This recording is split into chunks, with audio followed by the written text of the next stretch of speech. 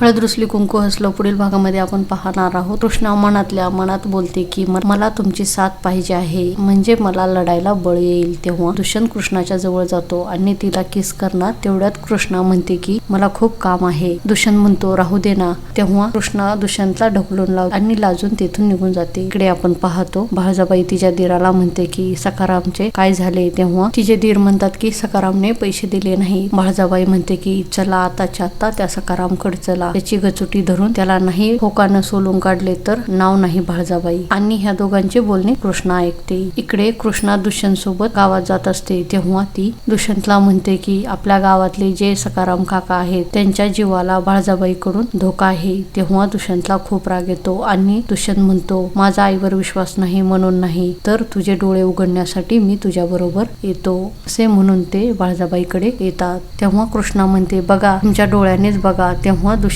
बळजाबाईला म्हणतो की आई हे काय आहे। तेव्हा बळजाबाई खूप घाबरते। पुढील भागामध्ये आपण पाहणार आहोत दुष्यंत समोर बळजाबाईचा खरा चेहरा येईल का हे पाहणे खूपच मनोरंजक आहे। हळद रुसली कुंकू हसलं या मालिकेची डेली अपडेट पाहण्यासाठी आमच्या चॅनल लाईक करा, शेअर करा आणि सबस्क्राईब करायला विसरू नका।